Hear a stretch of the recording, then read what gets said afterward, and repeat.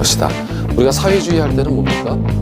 개인보다는 공동체를 우선하는 인간 생활의 개선을 목적으로 부동산 문제 등의 해결을 하기 위한 방법을 찾는 시장은 굉장히 효율적이거든요. 근데 그 시장이 고장났어. 자동차 고장난 거는 고쳐야죠. 네, 시험과 관련된 부분을 지금부터 들어가 시작하겠습니다. 안녕하십니까. 이번 시간은 제 8강이고요. 8강은 부동산 경기 변동입니다. 자, 1번 문제는 경기 변동의 유형이에요. 지문 속에 굉장히 자주 나와요. 단일 문제보다. 그런데 이제 18회 문제가 1번에서 가장 잘 되어 있어요. 그래서 들어간 겁니다. 기출이라도. 그래서 경기 변동은 변동 요인에 따라 추세, 순환, 계절, 불규칙 변동이다. 매월 주택 건축 허가량을 부동산 시장 경기 변동, 그러니까 건축 허가량이 이제 측정 지표라는 거죠. 그래서 경기 변동을 파악할 때 계절 변동에 속하는 것은 그랬어요. 1번 가격 거품으로 건축 가격이 급증했다 하면 불규칙 변동입니다. 급증했기 때문에. 2번은 일시적 규제 완화, 이것도 불규칙이에요. 3번 건축 허가량이 전년 동기 대비 이런 게 나오면 순환 변동입니다. 그죠? 네, 3번은 순환 변동이고요. 4번 경제 성장으로 건축 허가량이 지속적으로 증가하고 있다. 이거는 추세 변동, 어떤 성장적 추세는 추세 변동이라고 하는 거예요. 그러니까 답은 5번이 되겠죠. 5번이 바로 계절 변동이에요. 매년 12월에 그러니까 겨울철이니까 건축 허가가 줄어들겠죠. 추우니까 건축하는데 비용이 더 들어요. 그것이 반복적으로 나타난다. 그래서 규칙적 반복적 그 변동을 우리는 계절 변동이라고 하는 겁니다. 자, 그래서 이 내용을 정리해 보면 추세 변동은 여기 실질 GDP가 될 거고, 그래서 이게 생산 능력이죠. 일국의. 그 생산 능력은 자, 이렇게 자본 스톡이 그러니까 자본이 축적되면서 시간이 지나면서 공장도 늘어나고 기계도 늘어나고 그래서 이익이 발생되면 재투자하고 그러니까 이렇게 성장해 나가는 거예요. 경제 성장론이라고 하는 겁니다. 이 장기적인 어떤 흐름을 추세 변동이라고 해요. 그런데 이렇게 경기가 좋지 않잖아요. 여러분 느낌에도. 왜냐하면 추세를 중심으로 해서 순환하기 때문에 이렇게 해서 변하는 거예요. 그러니까 좋을 때도 있지만 안 좋을 때도 있다. 이것을 순환 변동이라고 한다. 그리고 계절 변동이라는 것은 금방 보셨듯이 규칙적으로 변하는 현상이에요. 방학 때 대학가 원룸이 공실이 된다든지 하는 거. 불규칙은 계절 변동과 반대겠죠. 무작위 랜덤워크예요. 예측 불가능한 충격에 의해서 경기가 변동하는 현상. 갑작스런 정부 정책이라든지 자연재해가 왔다 그러면 이제 이런 현상이 발생하겠죠. 자, 2번에서 3번은 경기 변동의 측정 지표인데 이것도 지문 속에 많이 들어가는 거죠. 경기 변동 이 문제는 어떤 단일 문제는 이제 거미줄 모형 이런 거 외에는 다 섞여 있어요. 측정 지표가. 그래서 2번 문제를 보시면 부동산 경기 변동의 측정 지표로 보기 어려운 것은 그래서 1번부터 4번까지, 3번까지 건축 허가 면적, 주택 거래량, 건축 경기 실사 지수는 측정 지표이지만 5번 주택 가격도 측정 지표이지만 실질 국내 총생산 GDP는 일반 경기 전체 경기의 측정 지표죠. GDP가 좋아가지고 국내 총생이 증가해서 경기가 좋다. 그렇다고 반드시 부동산 경기가 좋으라는 보장은 없는 거잖아요. 그러니까 부동산 경기로 보기에는 부적절하다. 이 안에서 건축 관련 지표만 빼내서 봐야 된다 이겁니다. 그래서 4번은 답이 될 수가 없는 거고요. 그래서 측정 지표로는 건축 허가 면적, 선행 지표, 허가를 먼저 받으면 나중에 착공을 하더라, 동행 지표. 건설 수주를 하면 미리 받는 거죠. 그러면 나중에 건설 기성액, 건설이 진행됨에 따라 공사비가 집행되더라, 동행 지표. 거래량도 중요한 지표죠. 거래가 많아지면 된다. 경기가 좋다. 취득세나 등기 실적으로 파악할 수 있고요. 건설회사가 택지 분양을 받는 것도 택지를 수요하는 거죠. 건설회사가. 그럼 나중에 건축 행위가 이루어지겠죠. 그래서 이제 볼 수 있다 이거고요. 가격도 당연히 수요와 공급에 의해서 가격이 올라가는 거니까 지표이지만 투기나 인플레이션 같은 경우가 있을 경우는 이게 안 맞을 수도 있으니까 잘 보자, 섞어서. 그래서 주로 이제 이걸 가지고 보죠. 부동산 경기를 볼 때는 주로 가로 1번을 가지고 봅니다. 공실 및 공가의 동향이라든지, 그다음 공실 및 공가의 동향은 공실이 늘어나고 있으면 경기가 안 좋아지는 거예요. 앞으로 예측할 수 있겠죠. 누가 짓겠어요? 이런 거고. 건설 경기 실사 지수는 이제 이건 실제 현장에 가서 현장 전문가에게 설문조사를 통해서 이게 100입니다. 100을 기준으로 해서 높으면 좋고 호황이고 아니면 불황이다 이렇게 되는 거죠. 예. 자, 3번 문제를 풀어봅니다. 역시 측정 지표에 관한 문제인데 옳은 것은 1번. 지역의 소득 수준이 증가하여 부동산 경기는 호황으로 파악하였다. 소득이 높다고 부동산 경기가 좋은 거는 반드시 좋은 건 아닌 거죠. 2번은 맞는 겁니다. 공실, 공가, 경기의 침체 예측했다. 3번, 부동산 가격이 상승하고 거래량이 꾸준히 증가한다. 그러면 이거는 수축 국면이 아니라 확장 국면이겠죠. 자, 4번, 건설 기성액이 꾸준히 증가해서 수준한 토목 건축 활동이 계속된다. 그러면 이거 좋은 거잖아요. 그러면 이게 계속적으로 수행하고 있지 못하는 것이 아니라 수행되고 있는 겁니다. 계속 공사비가 집행되고 있으니까. 5번, 건설 수주의 건축 허가 면적만 선행 지표이고요. 착공 면적 거래량은 동행 지표입니다. 그래서 보시다시피 2번만 맞고 나머지는 다 틀렸습니다. 자, 4번 문제는 이제 경기 순환 국면인데 최근 들어서 많이 나오죠. 지문 속에도 많이 나오고 중요합니다. 자, 4번 문제를 보면 이건 쉬워요. 순환 국면을 4국면으로 나눴는데 가로에 들어갈 내용으로 옳은 것은 이렇게 되어 있고, 그래서 기억, 과거 사례 가격은 새로운 거래의 기준가 혹은 하한가.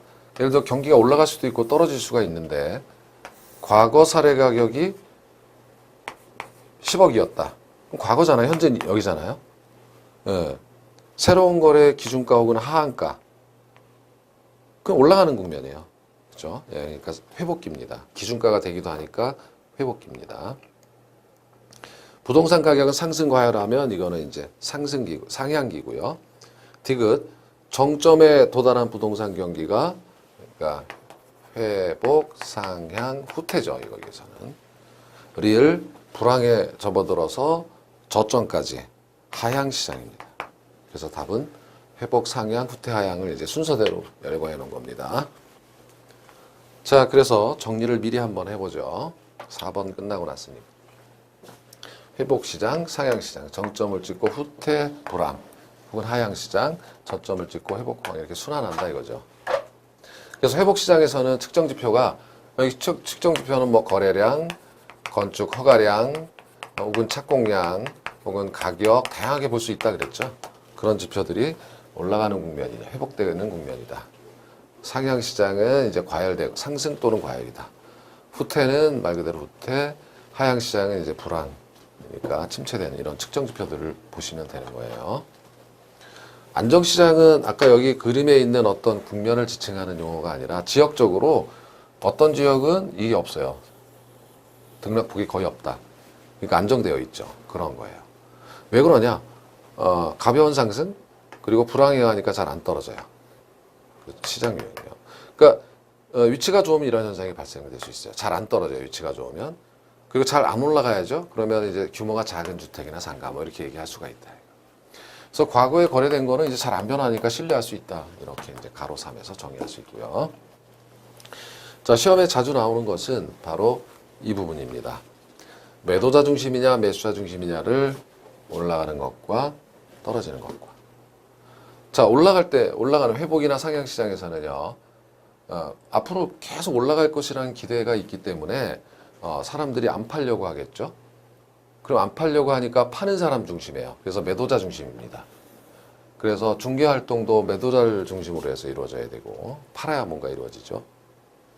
반면에 후퇴나 하향, 떨어지는 시장에서는 이게 계속 떨어질 거라고 예상하기 때문에 사람들이 안 사요. 사는 사람이 중심이 됩니다. 사야만 중개 활동이 이루어지겠죠. 매수자 중심 시장이다 이렇게 얘기하는 거고. 감정평가와 관련해서는 과거에 거래된 사례는 이제 이게 과거니까 현재는 여기인데 하한선이에요. 이 밑으로 평가해서는 안 되고 여기서는 이제 과거에 거래된 사례가 현재는 여기인데 여기까지 안 오죠. 계속 떨어질 거니까. 그러니까 상한선으로 삼는다. 이렇게 이제 얘기하는 내용이에요. 이게 굉장히 자주 나옵니다. 시험에서. 자, 문제 5번으로 넘어갑니다. 문제 5번을 보시면 부동산 경기 변동을 4국면으로 구분해 설명했는데 옳지 않은 것. 1번 확장 국면이 수축 국면보다 긴. 자, 이렇게 보면 돼요.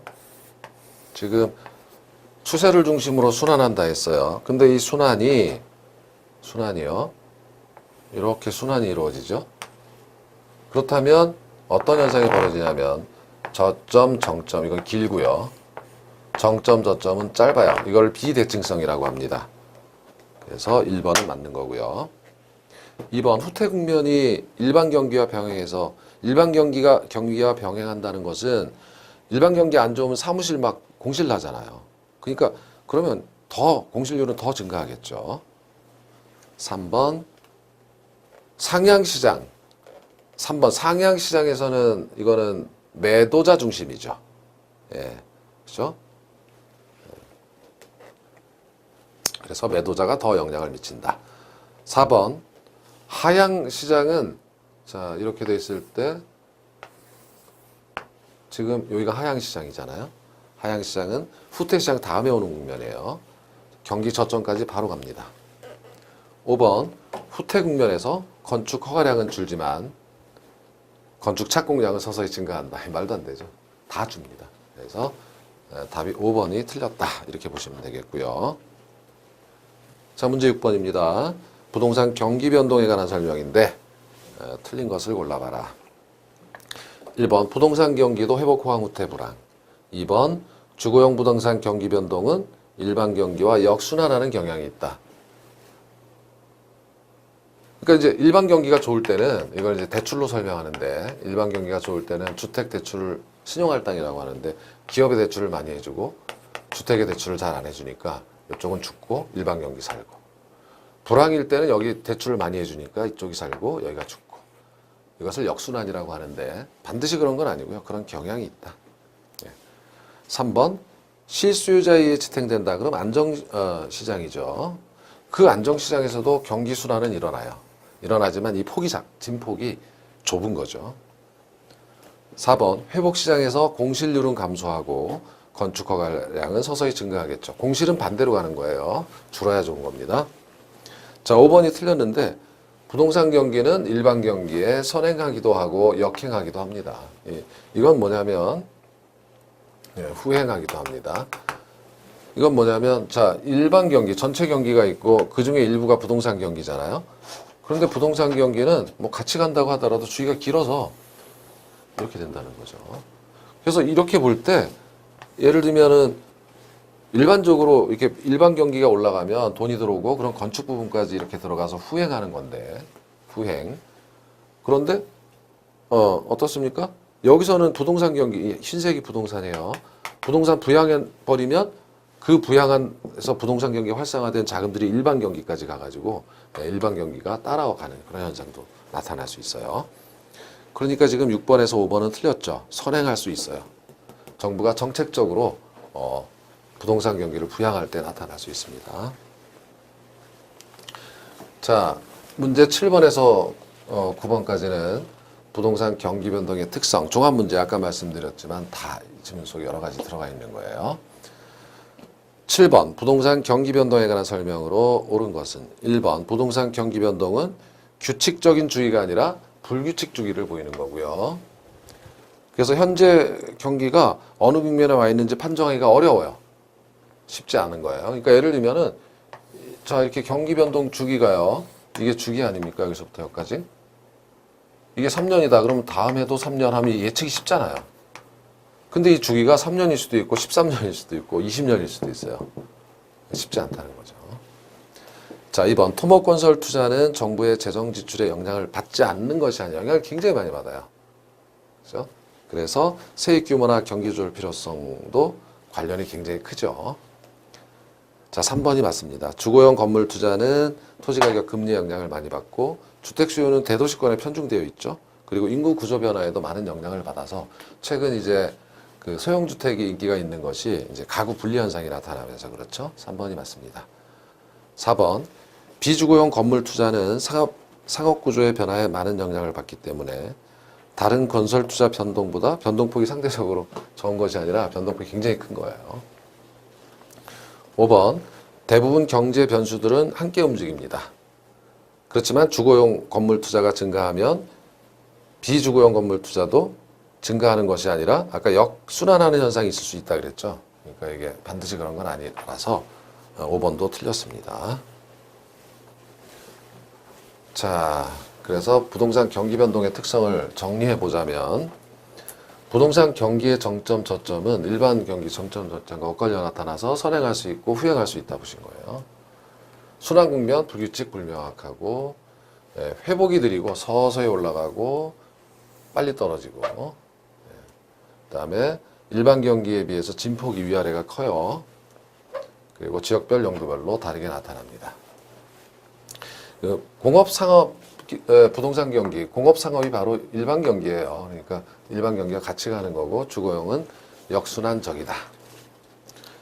자, 8번을 보시면 부동산 경기에 대한 관한 다음 설명 중 오는 것. 1번 수도권의 주택 경기가 호황이면 지방의 상업용 부동산 경기는 불황이다. 이건 말도 안 되는 소리예요. 서로 아무런 관련이 없어요. 지역별로 다르기 때문에. 예. 자, 2번. 그래서 1번 틀렸죠? 2번 부동산 공급이 비탄력적이어서 일반 경기에 비해 진폭이 작은 것이 아니라 큽니다. 거미줄 모형 바로 이어서 보겠지만 이 진폭이 굉장히 위아래가 굉장히 커요. 진폭이 커요. 위아래로 진폭이 큽니다. 그리고 주기도 길죠. 짧은 게 아니라. 3번 방학 때 대학가 원룸 비는 현상은 계절 변동이고 4번 인근 지역 성세 현상 중 쇠퇴기는 지역이 노후화돼 가지고 그런 식이니까 부동산 경기는 후퇴 시장하고 유사한 거죠. 5번이 맞습니다. 건축 허가량은 부동산 경기의 선행 지표이고 착공량은 동행 지표로 활용되는 겁니다. 자, 문제 9번이에요. 부동산 경기 변동 틀린 거 26회 기출이에요. 부동산 시장은 일반 경기 변동과 같이 회복 상향 후퇴하향 네 가지 국면 외에 안정시장이 있다. 2번 부동산 경기 변동은 공실, 건축허가, 거래량 등으로 확인할 수 있고 3번 일반 경기 변동에 비해 정점과 저점 간 진폭이 작은 것이 아니라 크다. 그래서 3번이 틀렸죠. 쉽습니다. 4번 경기 변동의 사유형 5번 상향 국면에서 직전 회복 국면의 거래 사례 가격은 하한선이 돼야 되겠죠. 그래서 3번만 틀렸습니다. 자, 이제 10번부터 14번까지는 거미줄 모형인데 가만히 보시면 홀수회예요. 2년마다. 여러분 시험이 27회니까 나올 가능성이 굉장히 높죠. 네. 자, 그래서 10번을 문제를 한번 풀어보죠. 거미줄 모형에 관한 설명 중 틀린 것은 1번 거미줄 모형은 공급에서 시차가 발생하는 건축물 등의 동태적 분석을 다룬다. 바로 이어서 정리를 또 하겠지만 이건 뭐냐면 농산물 시장에서 거미줄 모형이 나온 거예요. 농산물은 수요가 증가한다고 하더라도 단기적으로는 공급이 바로 늘어날 수가 없어서 가격이 폭등하는 거예요. 건축물도 마찬가지다 이거죠. 그래서 동태 분석을 하게 되는 건 뒤에서 보면 되고 2번 수요량은요 DT라고 한다면 이건 즉각적으로 현재의 가격을 보고 조정되지만 공급량은 현재의 가격이 아니라 지금 공급 나오는 건축물은 전기의 가격을 보고 지금 올라가는 거예요. 시간이 오래 걸리니까 생산에. 자, 거미줄 이론은 부동산 경기가 일반 경기보다 진폭이 크다라는 이유를 잠시 후 그림 보면 이렇게 진폭이 굉장히 커질 수밖에 가격이 급등급락을 하기 때문에 4번 가격 파동 및 수급 불균형의 주기적 현상은 주거용보다는 역시 상공업용 주거용은 필수재로 인식되니까 그래서 상공업용에서 강하게 나타나고 있고 5번 거미집 이론에서 안정적 균형이 되기 위해서는 공급의 가격 탄력성의 절대값이 이제 이거는 절대값이라는 말이 없어도 사실은 마이너스는 안 쓰니까 공급의 탄력성이 수요의 탄력성보다 적을 때예요. 근데 거꾸로 되어 있죠. 커야 한다 했으니까 틀렸습니다. 그래서 5번이 틀렸어요. 그래서 거미집 모형은 자 다시 한번 정리를 해보기로 해요. 자, 지금 공급이 잘 늘어나지 않는다라고 하는 것이 공급이 비탄력적이라는 거고 농산물 시장이 그런데 건축물 시장도 그렇다. 그래서 이 거미줄 모형의 의미는 균형의 안정성을 검토하는 동태 모형이다. 동태라는 것은 자 수요와 공급에 의해서 가격이 결정되고 그러면 수요가 증가했을 때는 어떻습니까? 우리 배우셨죠? 수요 공급 이론에서 가격은 상승하고 수량은 증가한다. 이게 비교 정확. 시점과 시점만 비교했는데 거미줄 모형에서 이렇게 가기 위해서는 이런 과정을 겪어요. 동태, 다이나믹, 시간 분석을 한다는 겁니다. 동태 이론이에요. 그리고 수급의 갭, 그러니까 수요와 공급의 시차가 존재한다는 거죠. 공급은 늦게 나타난다. 수요는 즉각적으로 조정되는데 이걸 하다 보면 부동산 경기 변동의 특성이 나오더라. 자, 그래서 기본 가정은 금기의 수요량은 현재 수요량은 현재 가격에 즉각적으로 반응한다. 그래서 그 함수로 쓰면 수요량은 현재 가격의 함수다 이렇게 쓸 수가 있다는 거고, 금기의 공급량은 현재 공급되어지는 것은 현재가 아니라 전기 가격을 보고 지금 늘어나는 거다. 그래서 다르죠. 공급량은 시차가 존재한다. 공급의 시차가 존재합니다. 이런 거죠. 비탄력적이에요, 공급이. 자, 안정화 가정은 자, 공급이 비탄력적일 때 수렴한다. 그죠? 그래서 안정적이다, 수렴이다, 이렇게 불균형이 점차 감소한다 이렇게 얘기하는 거예요. 기울기는 반대예요. 자, 여러분께서 기울기가 가령 수요곡선 이게 있고 이게 있다. 완만할수록 탄력적이죠. 얘가 탄력성이 더 큰 겁니다. 탄력성이 큰데 기울기는 어때요? 기울기는 작죠. 네, 이거는 기울기가 완만하다, 작다 이렇게 본 겁니다. 그래서 기울기는 반대예요. 공급 곡선의 기울기가 수요 곡선의 기울기보다 크다는 것은 공급이 비탄력적이라는 겁니다. 그죠? 이거하고 같은 거예요, 지금. 그래서 두 가지를 보셔야 된다. 자, 반면에 이게 같다면 이종의 안정 혹은 진동이다 혹은 순환이다 뭐 이렇게 얘기하는 거예요. 예, 공급 곡선 기울기가 같을 때, 탄력성이 같을 때 이런 현상이 나타나고, 반면에 얘하고 반대죠, 지금. 그러니까 이것도 반대고, 이때는 발산이다, 이탈한다, 불균형이 증가한다 이렇게 얘기를 하는 겁니다. 그 그림으로 보자면, 자, 지금 이거예요. 첫 번째 수렴하는 경우입니다. 자, 공급이 비탄력적일 때 수요보다, 그러면 이 그림을 보면 수요가 증가했으면 이렇게 바로 못 가는 거예요. 공급은 고정되어 있어서 초과 수요가 발생하고 가격이 안 올라, 공급이 늘어나지 않는 상태에서 가격은 급등합니다. 가격이 급등하고 나면 수요는 즉각적으로 줄었어요. 이제 여기서 줄었어요. 그렇지만 공급은 이게 다음 기회예요. 늘어났어요. 초과 공급이 나타나죠. 그러니까 초과 수요에 의한 급등, 초과 공급에 의한 급락, 다시 초과 수요에 의한 급등. 그래서 이렇게 수렴하는 과정이에요. 그래서 이걸 보다 보면, 자, 이걸 좀 과장해 보면 가격을 경기 변동의 측정 지표라고 했을 때 가격이 급등 급락, 급등 급락, 진폭이 굉장히 크죠. 위아래 이런 겁니다. 반면에 진동이라는 것은 이 기울기가 기하학적으로 같을 때요, 초과 수요에 의한 가격 급등 이렇게 그냥 여기서 맴도는 겁니다. 그리고 반대로 발산이라는 것은 기울기가 이제 수요 곡선이 더 뭡니까? 가파르죠. 공급 곡선이 더 탄력적일 때는 초과 수요에 의한 급등, 초과 공급에 의한 급락, 초과 수요에 의한 급등, 자꾸 바깥으로 떨어져 나가죠. 멀리 떨어져 나갑니다. 자, 이런 것을 발산이라고 한다. 그래서 의미는 경기 변동의 원인은 초과 수요, 초과 공급 계속되더라. 그래서 부동산 경기는 공실공가가 계속 없다든지 이게 지속되니까 높은 수준의 공실공가가 나타나는 이런 현상이 보이는 거고, 그래서 지금 아까 보셨지만 이 가격이 뭔지 잘 모르잖아요. 이거 보면. 그래서 감정평가에서 적정 가격 제시할 필요가 있다 이런 거고, 한계는 뭐냐면, 자, 공급자가 과거의 가격을 기대하고, 그러니까 현재 시점에서 만약에 이 가격 보고, 야, 가격 올랐으니까 공급해야지, 다음 기회에 나타나는 거잖아요. 이 가격을 잘못 예측한 거죠. 예, 그러니까 그렇지만 공급자가 이걸 합리적으로 예측해서 지금은 높았지만 다음 기회는 가격이 또 떨어질 거야 라고 생각하면 공급이 많이 늘어나지 않을 수 있어요. 그래서 공급자가 합리적 판단을 할 때는 이 이론은 틀려요. 그런 한계가 있다. 그리고 뭐 급등급락을 자꾸 초과 수요, 초과 공급을 하긴 했지만 용도적 특성상 대체가 가능하다면 그게 줄어들 수도 있다라는 거고, 그리고 주거용보다는 상업용, 공업용에서 더 강하게 나타나는 이론이다. 뭐 이런 정도 한계. 자, 문제로 들어갑니다. 11번. 19의 기출을 이제 주로 보면 돼요. 기출에 다양한 유형이 있기 때문에. 나머지는 다 기출이에요. 거미집 이론 옳은 거 1번. 가격에 대한 수요의 탄력성이 공급의 탄력성보다 클 때, 공급의 탄력성이 적은 거, 다시 말하면 균형에 충격이 가해진다는 것은 원래 균형이 있었는데 이때 충격이 가해진다. 어떤 이유로 수요가 증가했다. 이럴 때. 그래서 이렇게 바로 가지 않고 이렇게 안정적으로 들어간다 이거죠. 그래서 1번은 맞는 겁니다. 수렴하는 거예요. 2번. 탄력성이 같으면 어떻습니까?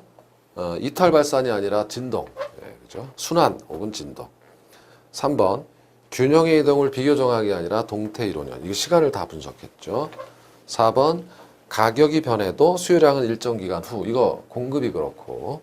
5번. 가격이 변하면 공급량이 즉각 변한다 했는데 공급량이 아니라 수요량이 즉각 변한다. 이렇게 바꿔주셔야겠죠. 자, 문제가 조금씩 진화해요. 12번을 보면 그 과정을 볼 수가 있어요. 자, 수렴형이 되기 위해서 탄력성은 어떻게 됩니까? 공급이, 수요와 공급, 자, 수요와 공급이 있고, 탄력성은 어떻게 해야 돼요? 공급이 더 적어야죠. 자, 이게 절대값일 거고요. 그 다음에 기울기는 반대였죠. 기울기는 반대였습니다. 이게 기울기는 공급 곡선이 비탄력적이라는 것은 기울기가 크다는 거니까. 그래서 답은 이거하고 이거죠. 2번이 되는 겁니다. 3번이 되는 겁니다. 자, 13번 문제. 다음과 같은 조건에서 거미집 이론에 따를 경우 수요가 증가하면 AB 모형의 형태는 어떤가? A는 수요 곡선의 기울기 마이너스 0.3. 이건 기울기예요. 절대값으로 해야죠. 공급 곡선의 기울기 0.7. 절대값. 0.3과 0.7 중에 0.7이 더 크죠. 이게 공급이고 수요입니다. 그렇죠? 네. 그러니까 기울기가 더 크다는 것은 비탄력적이죠. 공급이 비탄력적이라는 거예요. 기울기가 크니까. 공급이 비탄력적이면 수렴입니다. 자, B 부동산은 이게 A 부동산인데 B 부동산은 기울기가 마이너스 0.5, 얘는 0.5예요. 절대값이니까 같은 겁니다. 그러면 이거는 순환 혹은 진동 이렇게 해야 되겠죠. 기울기가 같아서. 그래서 답은 3번이 되는 겁니다. 수렴형, 순환형. 자, 14번 문제는 한 단계 더 들어가 버렸어요. 그죠? 자, 무슨 함수가 나오고 AB의 형태를 봐라 이겁니다. 일단 이거는요.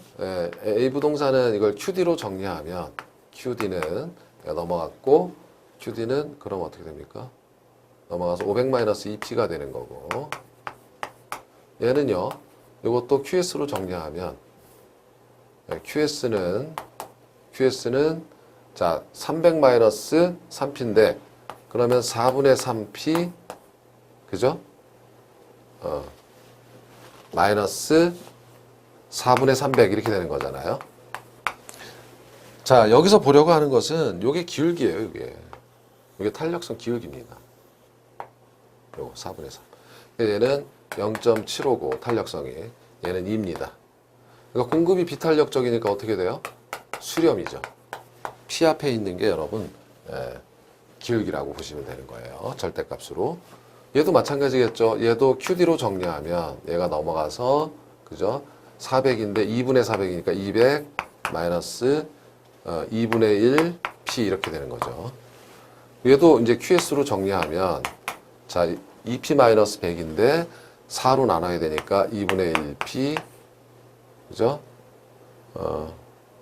마이너스 4분의 100 25겠죠? 4분의 100 이건 뭐 숫자가 중요한 게 아니고 여기 있는 게 중요하죠. P 앞에 있는 숫자가 0.5씩 같죠? 그러니까 이것은 진동입니다. 순환이에요. 순환.